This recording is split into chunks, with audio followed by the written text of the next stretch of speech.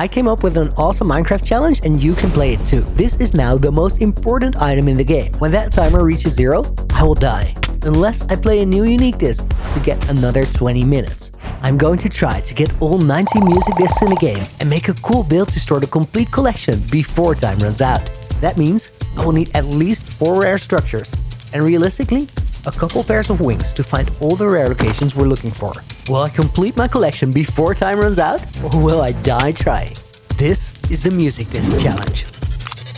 For attempt 69, I spawned in a desert, which is good news because before night 1, I need to get myself a diamond for a jukebox and you can find those here if you're lucky.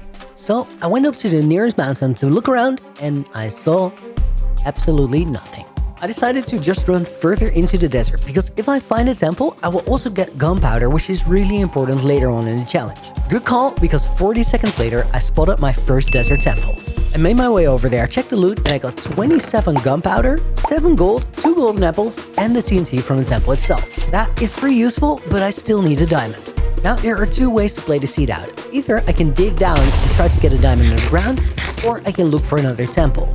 But digging down wasn't even possible. I didn't even have tools yet. So I took the pressure plate and this TNT to blow up the azalea tree, collected the wood, and decided to keep running. Because if I can find another temple, that is much better than digging down. You're gonna see this challenge like a bit of a speed run. So what I'm doing here is I'm trying to get a really good start, and otherwise I reset the challenge. So far, things were looking alright on this seed. I made a crafting table, got a pickaxe, made my way down the second temple, and checked the chests here as well. I only got 8 gunpowder, 2 iron ingots, and a golden apple, but still no diamond. And I was only 4 minutes away from nighttime. In the next minute, I found a ruined portal, where I used TNT to get the gold block and find the chest, which gave me flint and steel and some obsidian. But I'm 7 minutes in and I still need my diamond. The only reason I'm still going here and didn't reset the seed is that 35 gunpowder and 12 TNT can save a lot of time later in the run. At this point, I'm grasping at straws and I decide to go to this village to hopefully find a blacksmith which could have a diamond as well. The village did not have a blacksmith, but I did get to upgrade my food source from rotten flesh to bread using some TNT. And then as I climb out of the hole that the explosion left, I see one last desert temple. We still have a shot. As the sun is setting, I run into the temple and it turns out to be pretty busy inside.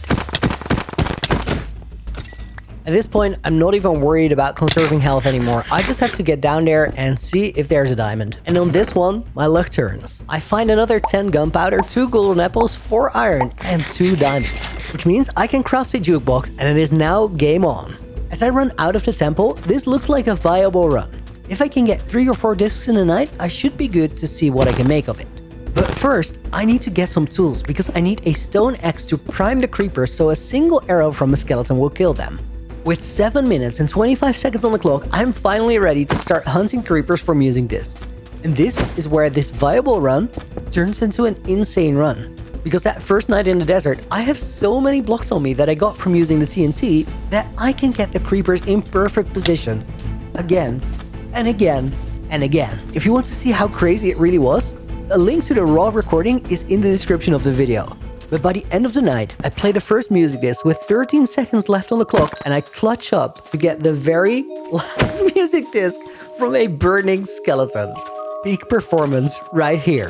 That first night is so crazy that I ended with 12 music discs. 4 of which are duplicates, so I have 8 unique discs. This is not a normal start of the challenge. This is by far the sickest opening I've had. But it does mean I now have enough time to get to the nether, find the stronghold, beat the dragon, find my wings, and get back to the overworld in time to start looking for the rare discs. Before I do anything else, I get back to the village to get more hay bales so I don't run out of food, and then I start looking for a lava pool. Unfortunately, I can't find it anywhere, so after a while, I climb a tall mountain to make sure I can look around. Initially, I don't see anything, but then I notice something weird, so I turn my FOV to 30, and sure enough, there is a lava pool way at the edge of my render distance.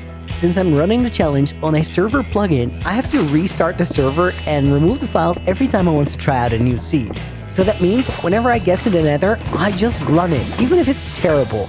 But this nether, well, this was the craziest I've seen in all my tries. As I get through the portal, I end up right next to the chalice of a bridge bastion. That means I already have the gold that I need to trade with piglins. However, the bastion is completely buried, which makes things really sketchy. Since the run is so good, I already have 8 discs, I decide to play it slowly but carefully. I don't want to throw this one. I make my way past the piglin brood and then set up my trading piglins. This is where I start running into some complications. These guys are the only ones I had access to because the entire bastion is buried. That means the trading is gonna take a while, so I decide to go look for a chest on the other side of the bastion. I get myself into a sketchy situation with the piglin brood. To safely get rid of the brood, I dig in from the other side and place the lava bucket on his head. I start looking for the chests, which are completely hidden away in the bastion. Between messing around with piglin broods, trading with only 3 piglins, and digging for buried chests, I spent a lot of time at the bastion. After playing a second music disc and finishing my trades, I want to leave, but I don't have any wood or sticks, so I can't make a new pickaxe, which means I can't dig out. But I do have 18 obsidian, so I can go to the overworld and make a new portal there after collecting some wood on the way. Using the TNT, I get some logs on the way and make sure that I have enough blocks to keep the run going. And once I feel like I've run far enough, I make a new portal out of the obsidian and enter the nether to find terrible terrain once again. But with this good of a start, I really don't want to reset, so I decide to run it and see if I can get out of the ravines and find some normal terrain. I hop from ravine to ravine and bridge over some gaps, but I don't really find an exit. So eventually I realized that my best option is probably to just start digging a 1x1 tunnel and hope to find an exit. And to my right, I see a crimson forest and a warped forest. Now that warped forest is really good, because right now I still only have 8 ender pearls, which means I need to get more, and that forest is the most reliable way to do it. So I start crossing hundreds of blocks of nether terrain. And then, as I'm running around, I see a nether fortress, which is the other structure that I still need. I decide to make my way into that direction first, because we still need to get our blaze rods as well. After some very awkward navigation in the nether ravines, things were going my way again. As I got to the fortress, I saw the blaze spawner straight up ahead. And with fire resistance potions, getting the blaze rods is child's play. Honestly, the raids were not that great, but 2 minutes later, I was on my way out of the fortress to get the remaining ender pearls. Not much later, I had 12 pearls when I realized I was in a very bad spot. I only have 8 obsidian, which is not enough to make an exit portal. Also, I didn't know the coordinates of my home portal, but there are only 2 ways to get out of the nether without enough obsidian, which is get more obsidian from a bastion or find a ruined portal. I was worried that if that was the move, I was gonna have to cover a ton of ground. So I started running back in the direction of my entry portal. Not sure if I was gonna be able to find it. As I traveled over, I killed every enderman that I found on the way. Luckily, the first time I traveled through the forest, I'd been moving quite fast, so there were lots of blocks from clutches and bridges. That meant I could trace the path back, and with a little bit of luck, I found my 1x1 tunnel that led back into the nether ravines. I was on my way out. It took me another 3 minutes of travel to get back to my entrance portal, but I was out of the nether. If I would have gotten stuck here, I might have had to cancel the run. After throwing the first eye, I took a second to organize my inventory and get rid of some things I didn't need anymore before I started running in the direction of the eye. Inventory management on this challenge is actually so rough, but if I make it to the end of the video with a full collection, I want to have it on me. After about 4 minutes of running, I threw an ender eye that went diagonally backwards, which means that the stronghold is really close. 20 seconds later, I had narrowed it down to the single chunk where it was, found coordinates 4-4, and I was digging down right on top of starter staircase. Some digging later, I tumbled right down through the gap. Before locating the stronghold portal room, I ran into this weird looking wall, dug straight through it, and got a bunch of paper from this chest and this chest. 25 paper makes for 75 rockets, so that will get me through the end and let me get a couple of elytras. Now I just need to find the stronghold portal room. 2 minutes of pretty cursed navigation later, I ran into the portal room and made my way into the end. Since my inventory was absolutely filled up with music discs, I decided to put down a quick chest and dump a lot of the stuff that I didn't need before crafting all the beds I could. Now, I don't really do any speedrunning, so to make sure that I didn't beat it at this point, I had been practicing Dragon 1 cycles before, and I was really consistent at getting 5 beds, sometimes 4. But in the heat of the moment, it went quite differently. I had not accounted for server lag, and I think the pressure just got to me. So the first bed was an absolute miss, and after that, I'm late on every bed activation. So the dragon did not die, and I was now in a lot of trouble. I had assumed that 8 beds would definitely do it, so I didn't worry about not having a bow with me. That was a bad call, so this was a dead run. I had to start all over again, is what I thought for a second. But then I realized how many of the moments in this run I already loved. So I went for it. I struggled my way through the most awkward dragon fight I have done in a very, very, very long time.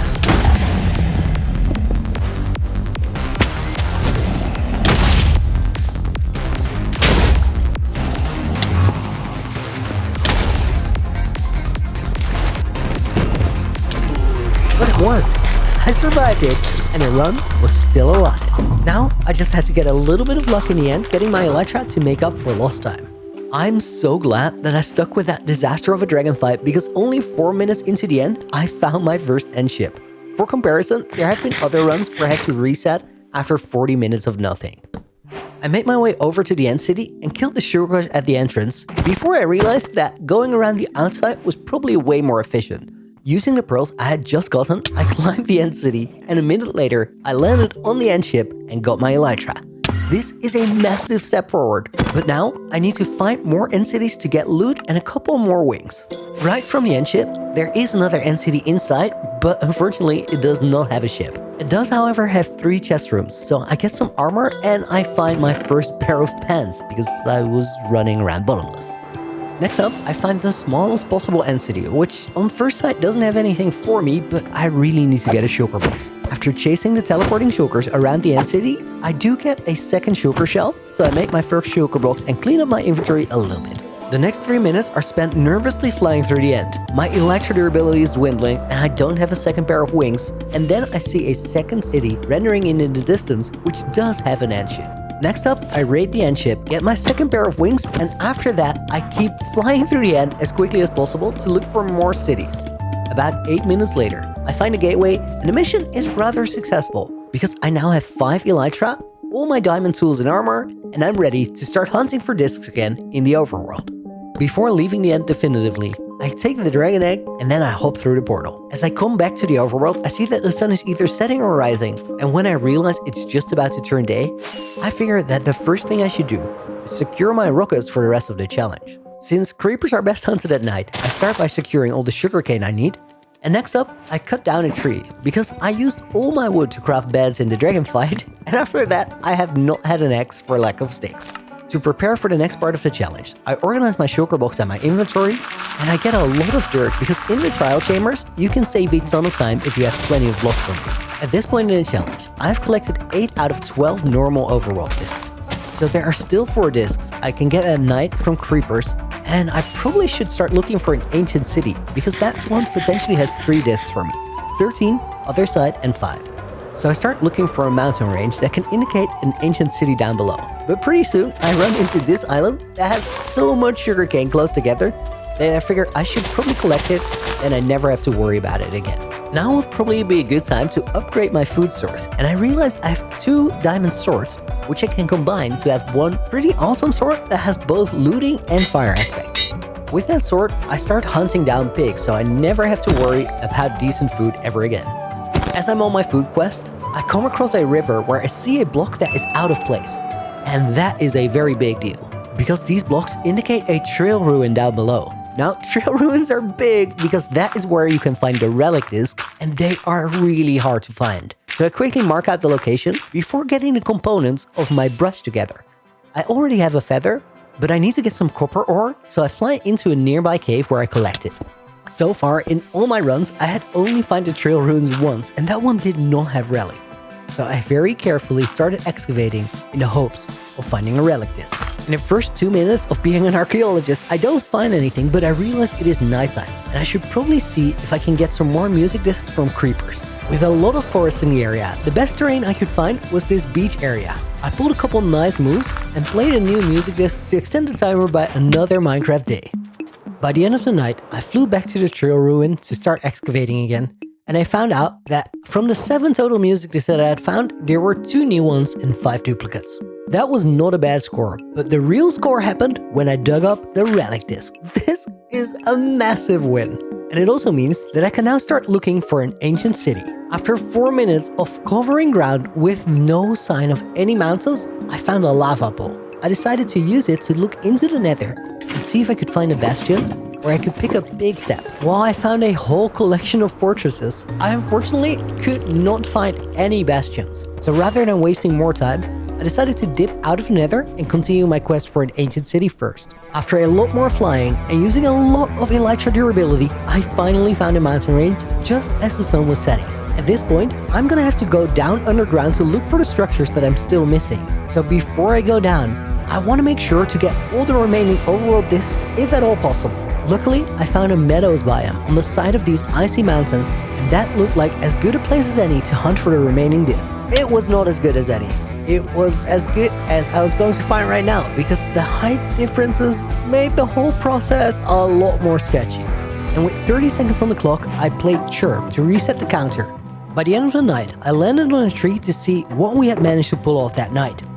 As I was going through it, I saw a lot of duplicates, which actually made a lot of sense because the Cherof disc that I found that very night turned out to be the last overworld disc I needed, except for number 13. But 13 is also chest loot. So it was time to start looking for an ancient city. The first cave I flew into was a bit of a bust. It was a narrow tunnel that folded back on itself and exited the mountain as straight as it went into it. But the second hole I checked is insane. I saw a dripstone cave on the side of a mountain, decided to fly into it, and flew straight on, all the way down into the ancient city. It saved me a lot of time looking for it, and I felt like if I was able to get all 3 discs from this city, there was a good chance that I was going to complete the challenge. But first, I had to get the chest, and on the first one, I set off a shrieker right away. But I didn't know where to fly, so I waited for darkness to disappear, and as it did, I triggered the same shrieker once more. That was already strike 2. At this rate, I was definitely gonna get into trouble with wardens, so I made some shears and started gathering wool to be a little bit more careful. Using a weird crouch sprint trick, I made my way around the city pretty quickly, but really quietly. In the next chest, I found music disc 13, and when I found a tower, I figured I would have to just fly up and risk the shrieker, but nothing went off. In that chest, I found 6 fragments of music disc 5, which means I only need 3 more and other side, and then I can make my way out of the city right away. But it wasn't gonna be that easy. I was pretty successful at not setting off the shriekers, but the next 2 chests gave me a music disc cat, which I already have, so that doesn't help me, but this hole is kinda insane, so I'm gonna take it. I might just need it. The next chest was surrounded by sensors and shriekers, but when I opened it, I found the music disc other side, which means we're almost done here. I want to get out so badly. On the next chest, I surrounded it with wool, but with the shrieker this close, I wasn't sure if that was gonna work. So I planned my exit route before I opened it, and then I found the 3 shards, but the shrieker also went off. I made my way out of there over the planned exit route and waited for the warden to spawn. But this was only strike 3, so it was in the clear. And as the darkness effect went away, I could just fly out of the city. That went just about as well as I could have hoped it did. I flew out of the city with 3 more discs, and that meant I now had 5 discs to spare, 8 minutes on the clock, and the only things that remained were Pig Step and the Trial Chamber discs. In a treetop outside of the city, I made absolutely sure that I wasn't missing any discs, and then I made a call to go get some rest because I had been doing runs all day, and the next morning, I was gonna finish this. The best way to locate Trial Chambers is using the pie chart on the F3 screen. You can pick up the Trial Vault entities above ground. On my chart, it's a red slice. Using some rough triangulation, I can make sure that I dig down at least close to the location of the Trial Chamber. There is one problem though. On a single player world, this can be done very accurately, but unfortunately, I'm playing this on a server, so I can only change the render distance by full resetting the server. Luckily, I did a good job with my educated guess because I dug straight down into the Trial Chambers. There are 3 potential discs to find here: Precipice from a normal Trial Vault, Creator from an ominous Trial Vault, and Creator Music Box from a decorated pot. With other side, one of my all-time favorite discs, I had a great soundtrack for my Trial Chamber exploration. So I started smashing pots, clearing trial spawners, and opening vaults. My first proper Trial Chamber experience felt super cool, especially fighting the new breeze mobs was a ton of fun. I was here with a mission.